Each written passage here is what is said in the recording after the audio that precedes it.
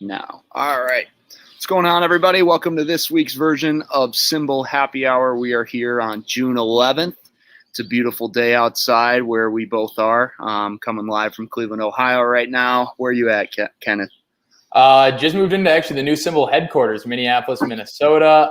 You can see on the back wall, I got my share of the Green Bay Packers. If you can't buy real shares of your team, go on to SimBull. You can buy virtual shares. So although I'm not in the SimBull market, I wish I was, I still have shares of the team in the back. And I also got to rep every Friday's Jersey Day. So there you go. There you go. Yeah, a true owner with the Packers there. And then, of course, if you're looking to get even closer to your team, SimBull's the perfect place for you. So let's get into it a little bit. It was a wild week in the market. Had a lot of movement, especially with the NFL market. We're seeing that the NFL is starting to rise, and there's some different meanings behind that. A lot of people who enter the market right away like to come in and buy their favorite teams, and surely NFL is our most popular market, and people love to buy their teams and drive those prices up. But if you're approaching it from a different aspect where you're joining SimBull strictly for financial gains, or that's kind of your main goal, there's definitely some better options with some other markets like the MLB. You want to lead us into that one, Kenneth? Yeah, it's really interesting, right? So if you had the way we design SimBull, if you have the most average team in the Sim MLB, the most average team in the Sim NFL, and the most average team in the Sim NBA, they should provide the same return. That's how we price them. That's how we launch them, right? The average Sim NFL team is going to return about $4.50, same at $4.50 per share, same as Sim MLB and Sim NBA. So theoretically, that should mean all the prices are about the same, right? The best team in each league should be about the same, and the worst team in each league should be about the same. But obviously, that's not true with markets because our system is market-based. People can drive prices whatever they want, and what we've seen is a huge uptick in the Sim NFL. The NFL is obviously the most popular sport in the United States right now, so that could play into some of that where people like the Sim NFL. They're more passionate about their teams in the Sim NFL. It's also a shorter season, right? So you can get really passionate about each and every game versus, obviously the MLB 162 is hard to watch every single game. So there's part of that. Obviously, if you're looking at it from a financial perspective, the average returns in the Sim MLB and Sim NBA are way better right now than the Sim NFL.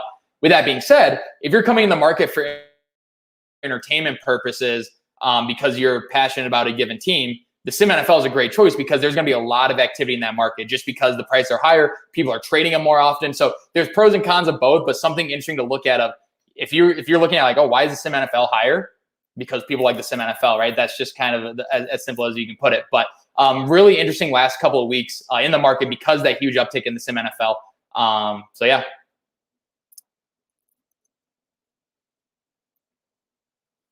Oh, Pat, I think you cut out a little bit. I can't hear you anymore.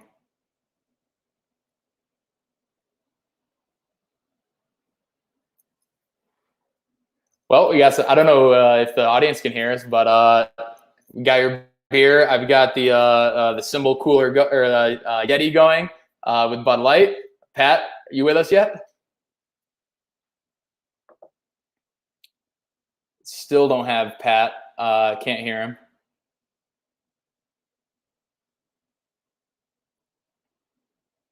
We'll see if we can get him back in. There we go. I got you now. All right. Perfect. Sorry, guys. I could hear you, so I got my Michelob Ultra here. I'm trying to slim down a little bit on the beer. Not that Michelob is doing it for me, but yeah, guys, every Friday we're doing this. Feel free to join us, grab a beer, enjoy. Leave comments in the chat so that we can talk about it through the show. And yeah, let's get into the market this past week. See how a lot of these teams are moving. So let's do it.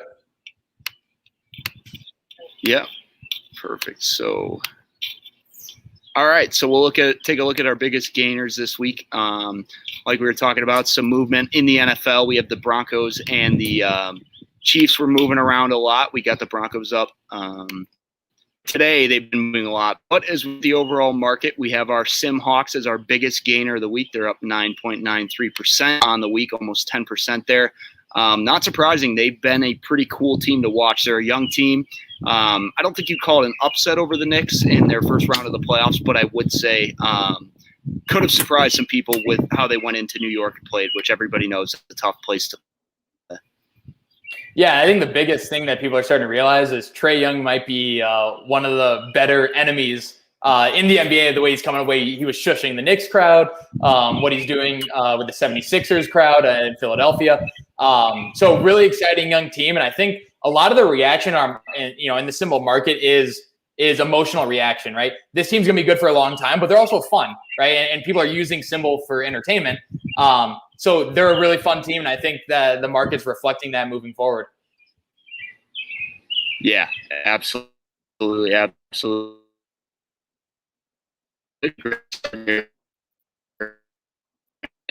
Some people, a team we want to take a look at, who's been a big gainer this week is the Clippers. Not surprising, they're kind of finding their form, playing well lately. And yeah, the Clippers, as we can see here, up 6.69% on the week.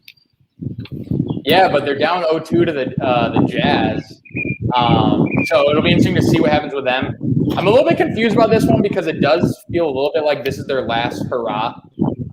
Right, Kawhi is a free agent and might move on. So I'm a little bit curious why they're up this week, but it's something interesting where they could make a run to the NBA Finals, right? They were down against the Mavs. They came back and won that series, so if they can do the same thing to the Jazz. I don't think the Jazz are unbeatable by any stretch, although Donovan Mitchell's playing really well. So Sim Clippers will be an interesting one to watch in the next couple of games to see if they can make a comeback against the Jazz. Yeah, absolutely. And as we look at some other gainers this week, we'll shift into the Sim MLB here. So we have the Mets having a pretty good season so far, made some big moves in the offseason. What's been funny about them is they've had some talent on their roster, but signing Lindor, he hasn't panned out how they've expected. We talked about it before the show, but hitting 217 this year. So it's been those guys who have been there in the past or some minor pickups that they made in the offseason that have really contributed to the Mets. Yeah, I mean, Lindor stinks. He's a $300 million player, right? And he's garbage. I mean, I think he's been hitting better of late, though. I think he was hitting like 150 for a while, so 217 might be a little bit of a comeback, but he was atrocious. The biggest thing on the Mets, yeah, they're up 6.5% in the market, but what the hell's going on with Pete Alonso press conferences? That guy is nuts. Talk about conspiracy theories off the bat with first he said that he is fine with the pitchers using sticky tack, which is crazy. No one can hit this year. I think they said I was reading an article, batting average is down 15 points from 2 years ago. Velocity's up, spin rate is up. So clearly something is changing quite a bit. So the fact that he said, yeah, I'm okay with them using it is, I think, interesting. But the conspiracy theory side of MLB controlling the baseballs of who depending on who's going to be a free agent, they get a different ball to help drive down their prices. So he's saying that this year there's a lot of position player free agents, right? The shortstop market's going to be crazy. So they took all the juice out of the balls so that they couldn't hit this year. Home runs are down, so he might be right about that. And then he's saying previous years, the pitchers were on the block, so then they juiced the balls to drive their stats down. So really wild conspiracy theory, something to watch of the Mets moving forward. More entertaining than their stock right now. Yeah, absolutely. That's something to monitor. I'm not a conspiracy theorist, but Alonso's got some interesting takes there. So he screams conspiracy theory guy though, right? Like if you ask him about the aliens, I'm sure he'll have a conversation about that and all that. I know, Pat, you're not an alien guy, are you? No, not at all. I don't think they're real. I know that theory seems to be proven wrong. My theory recently with some events that have happened over these last few months, but I'm going to stick with that one. And maybe I'm the first one the aliens come for if they do ever come. But I'm still not buying it. So believe it. I'll believe it when I see it. Pete Alonso will be best friends with him though, for sure, just by looking at him. Yeah, absolutely. Him and Baker Mayfield, and they're just trying to get Colin Cowherd something to talk about on this show. So yeah, absolutely, and us apparently. Right. There you go. So their plan is working. The Mets are in first place, 6 games over 500 in the NL East. The second place team is the Phillies, and they're 1 game below 500. The Braves, we've talked about them on past shows, but have really struggled, 2 games under 500. We'll wonder if they can get it together, but a lot of injuries with that team. So you're just not quite too sure about it. Let's pivot leagues in the MLB. So we'll go to the AL now. And another big gainer this week was the Sim Indians, up 3.7%. I'm going to the game tonight, so I'm going to get to see them firsthand. But yeah, they're having some money issues, and that showed with them trading Lindor in the offseason. Their payroll, I think, has dropped to the second lowest in baseball, right behind Tampa Bay, who we'll get to a little later. But it's just been interesting. But Cleveland does do a good job of developing their own prospects. And then obviously when those guys turn out, it's unfortunate that they have to trade them. I'm around a bunch of Indians fans, so they're not too happy about the ownership there. But second in the AL Central, I don't think they're going to win that division. The White Sox are clearly pretty good. But, they could have a shot at a wild card playoff spot there. Anything to say about the Indians? So, yeah, I find it interesting, actually, your comment about, you're with your cousins, right, who are big Indians fans, and they don't like the ownership. I was actually going to make a flip side comment, right? If you're a fan of a team who I think the Vikings are in this category, probably the Indians, maybe a little bit even like the Bears, right, who are just fine being involved, right? Like if you can go 500, fill some seats, like just not be terrible, then you're in good shape. Right, that's just how some franchises work, right? Some franchises really want to win a championship. Others just kind of want to be involved and be there. If you're participating in the SimBull market, you don't hate those types of teams who just want to be involved, right? The Indians seems like they're a franchise that, because they're good at growing home talent, because they're good at reloading their farm system, they're always going to be in the realm of, hey, we'll compete in the division, might not make it to the World Series, but we're fine doing that. So if you're a sim investor, you have a different motivation than a fan in the fact that, hey, I'm fine if the Sim Indians, if I know they're going to win 85 games a year, 90 games a year, and they're just going to be around there, I'm fine investing in them, even if they're not competing for a World Series every year. So just kind of an interesting difference between being a fan versus being a SimBull participant. Yeah, absolutely. It's good to find those teams, and I won't take that as an insult to my Bears that you threw in there if they can win consistently. But yeah, no, you have a point there. Those teams that can stay good for what the Indians have been pretty good playoff appearances over the last 6 years. So that's a great investment if you're looking at it from a win payout standpoint for sure. Cool. Well, let's move into the losers on the market. Like we talked about, a lot of change. Go back to Cleveland here. The Browns are down 16% this week. They were really riding high. I think at one point in the last few weeks, they reached the fourth highest team on the market. Down a little bit now, but still pretty well priced at 51.63. I mean, they have a loaded roster, and we'll see what Baker Mayfield can do, but it feels like it's all going to fall on his shoulders. Let's talk about them for a minute. Take the SimBull prices out of it. Who do you have winning that AFC North? It's going to be a competitive division, I think. Absolutely. Yeah, we ran a poll, and I'll pull up those results this week on Twitter. But like you said, it's a competitive division. Obviously we've talked a lot about the Bengals' meteoric rise in the marketplace, and there's some different reasons on why that happened. But I think there's a lot of competition there with the Steelers winning the division last year, the Browns making the playoffs, and then going on to beat the Steelers in the playoffs. And then obviously the Ravens are always a great team as far as win payouts to go after, because they've seen great success over the past few years. And in our Twitter poll here, I have the results. So we have 56% saying that the Browns are going to win the AFC North. Coming in second at 29% is the Ravens, and then the Steelers at 7% and the Bengals at nearly 6%. So in my mind, I could see it shaking out like that. I think the Browns are going to win the AFC North, and then you move on. The Ravens will probably get a wild card berth there, finishing second. And I'm not very high on the Steelers, and I'm not as high on the Bengals as some of our investors are. Well, yeah, obviously the Bengals are ridiculous. I think the Steelers are going to stink moving forward. Their defense is really good, right? Their defense is going to keep them in games.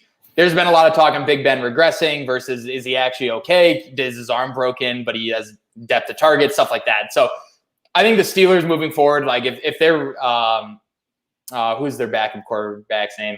Mason Rudolph. If he replaces Big Ben next year, so the Steelers have had a tough couple months, right? And it's because of the uncertainty of Big Ben, right? He costs a lot of money. He's probably going to retire. You don't really have a succession plan in line. So the Steelers in the SimBull market aren't really a factor.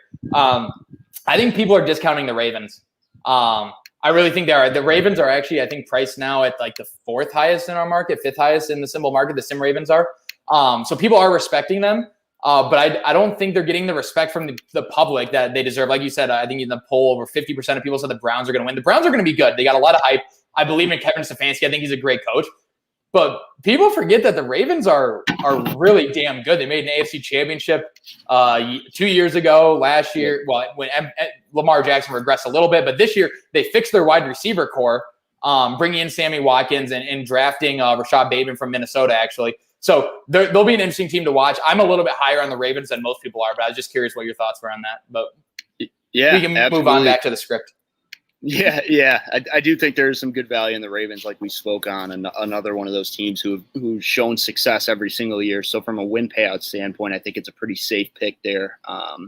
You don't know what the Browns, like you mentioned. I do like Kevin Stefanski. I think they got a lot of pieces. Their defense got better. So definitely going to be one of the hardest divisions in football and one of the most fun to watch for sure. So we talked about it. Back to the script. SimBull. So they are coming off a big win. It was a weird game. I'm not sure how many of you watched it. Low scoring, which is pretty rare, but the Nets just didn't seem to have it. So down 2-1 right now to the Nets in the second round of the NBA playoffs. But they've dropped about 10% this past week. So they're dead, and it's not even their fault, right? Like, the Nets are just so damn good, right? Like, I don't think anyone can really touch them. I'm shocked that they pulled away Game 3. To be honest, I mean, the Nets shot terrible, so that helps. But a lot of people are saying, and we were talking about this before the show too, like, people are saying like Giannis is a true star. He's a 1B. He's not he's not your first option, all this stuff. What about the Nets just have Kevin Durant, Kyrie Irving, James Harden, and Joe Harris and Blake Griffin? Yep. Like, how about they're just good in that the Bucks? Yeah, like I wouldn't even blame Giannis, right? Like, Giannis's number 2 is Chris Middleton. Chris Middleton's never talked about as being a top 10 player, let alone like maybe top 15, right? Versus you have the Nets with 3 top 10 players, and you have the Suns with Devin Booker and Chris Paul, right? Like, you have really household names, and you have Chris Middleton. So Chris Middleton played really well, actually, but like, I wouldn't put this all on Giannis of the fact that like, oh, he's a 1B. I think he's probably the most dominant player of the last 4 years. So I wouldn't put that on him. Yeah, absolutely, couldn't agree more. And then moving down the list, the Sim Yankees. We expected when we launched SimMLB for them to be one of the highest priced teams. I feel like the Yankees hype every single year is pretty high, and they do have a good team, but right now they're third in the AL East, and they're down 7% on the week. So I don't know. I think they're a little overvalued in my opinion there. Yeah, I actually had them. We didn't talk about this, but later on sells of the week, I have them as a sell of the week, even though they're down 7%. It gets to a certain point where what they're putting on they got swept by the Red Sox last week. I mean, at a certain point, you got to look at them and be like, they're just not worth it, right? Yeah. Right now, you could go sell the Sim Yankees. You could buy the first place Sim Rays and have $13 left over to spend elsewhere. So I don't understand the love for the Sim Yankees. I got a little passionate about that. They're on my sell of the week, but like, they're fourth in the division, and they're fourth in their division. In the Sim MLB, they're ranked second in the entire MLB. Doesn't make sense. Yep. Yeah. So we have the Sim Yankees coming in, like you said, second in the market and 47.65 there. Bring in Justin's comment. We got a new comment. Yankees worst value in baseball. Completely agree, Justin. Yeah, we got Justin Salao commenting here. Worst value in baseball. Yep, couldn't agree more there. And he's trying to spark some debate. I guess we'll leave this one for another time. But Jordan versus LeBron, we've had this conversation many a time, and for now, we'll keep that between us. So. This is our third ever Friday show, and we're running out of content, so we got to bring up Jordan LeBron just because we had nothing else to talk about. Yeah, that's what we learned from the major networks there. If you ever run out of anything, if it's a slow day, you just go right into the Jordan versus LeBron debate. Yeah. So not going to get in that one, especially being in Cleveland. Pretty soon it'll be Bronny Jr. versus Jordan. Yep, and it's never going to stop. So there's going to be plenty of content for Skip and Shannon. In the future, no, it'll be who's the better? Is it Bronny Jr. or is it Arch Manning? Who's going to have the better career? Oh, I don't know. Did you see that ball flip posted the other day by Arch? So yeah. So plenty of content for us. We got another comment here. Chapman sucks. That is true. Roldis Chapman came in, blew the game to the Yankees the other day, and like you mentioned, the Yankees got swept by the Red Sox, and I think they've lost their last 4 out of 5, so not ideal. Let's actually talk about the Yankees. So the Yankees got bailed out, right? They just got swept by the Red Sox, and so they're getting destroyed in their own division. Luckily for them, they play the goddamn Minnesota Twins right when they need to, right? They need a win. They need to win a series. they give them the Twins just because they own the Twins and they have for 25 years. So they come in. They actually took 2 out of 3 from the Twins, which is that's obvious that it's going to happen. The Twins can't beat the Yankees to save their lives. So talk about a gift of when you need a win, just go play the Twins, because talk about an embarrassing franchise. They stink. Yeah. Sorry, no love to our Minnesota people, but we both lived in Minneapolis for a while, and Kenneth is still there, but had to deal with that first round bounce in every sport, whether that's NHL or MLB or even the Vikings. And the fans are hilarious. I don't want to bury. I love Minnesota. I live here. I've lived here for 6 years. I don't want to bury the fans, but the fans are hilarious. The ones that are my friends who are Minnesota sports fans.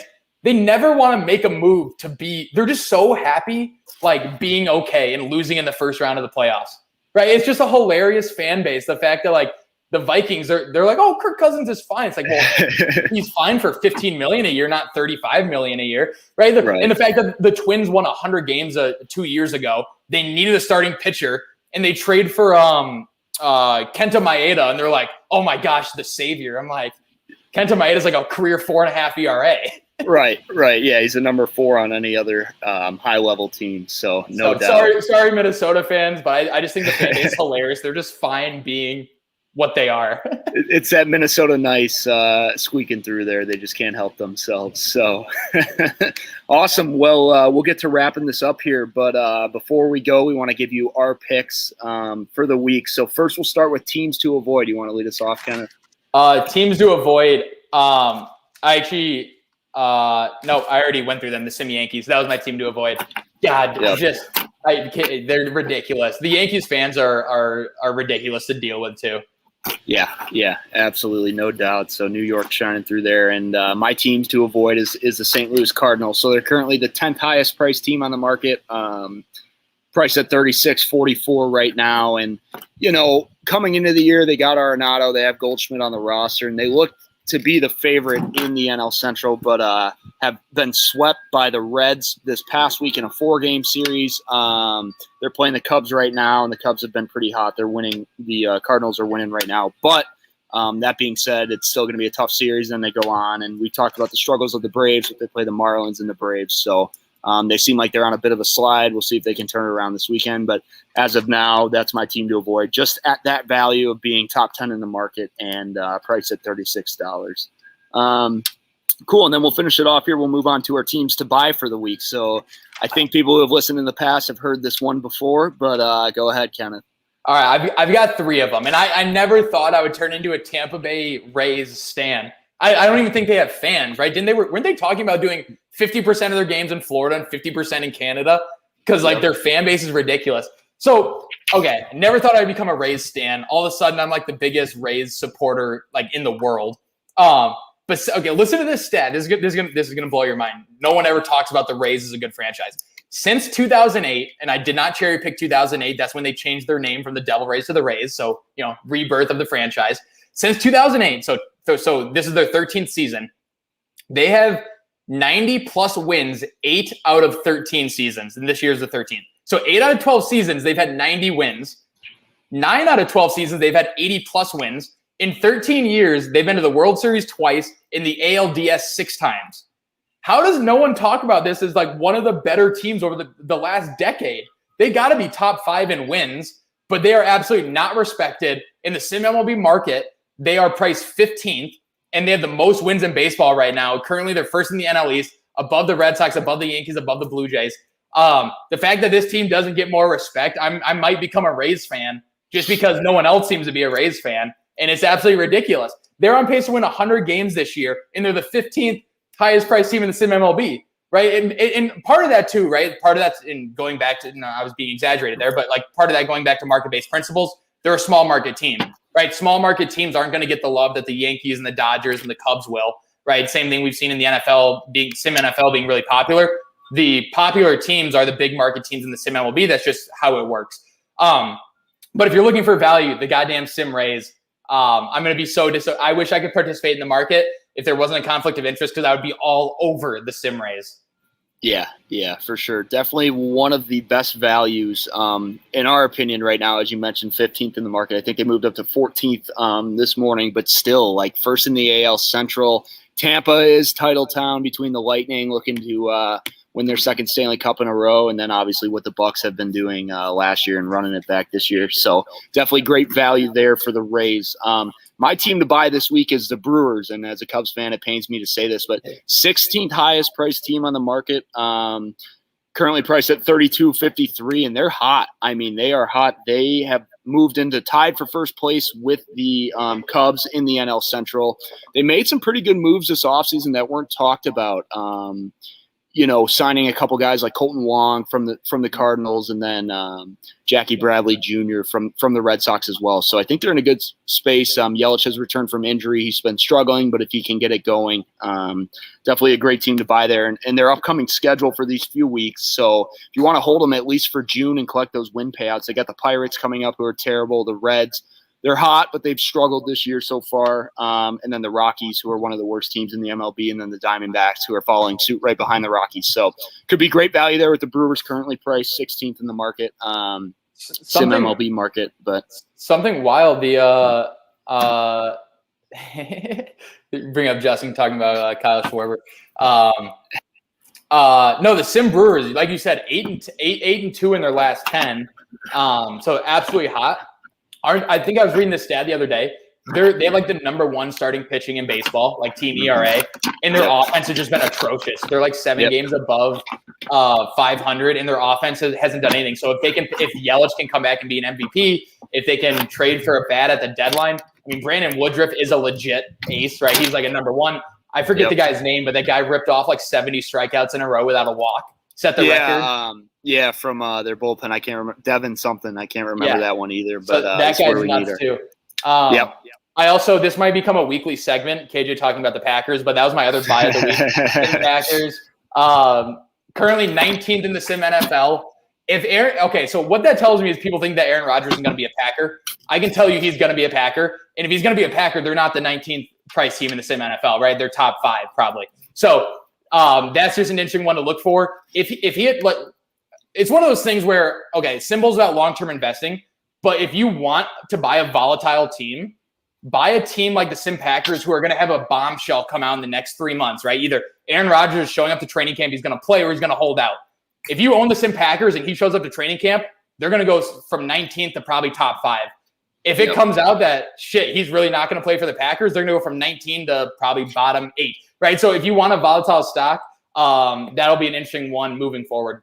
Yeah, absolutely. Nobody's going to listen to the guy in the Packers jersey talk about the Packers jersey, but as a Bears fan, I'll add my 2 cents there. So if you look at it, maybe Jordan Love, probably not a Hall of Famer, that's to be determined. But he was 57% in 11 on 11 during OTAs, so no. There you go. Yeah, and he threw a bomb to Tanya, and I saw the other day after a rough first week of practice. But I do think there is good value here.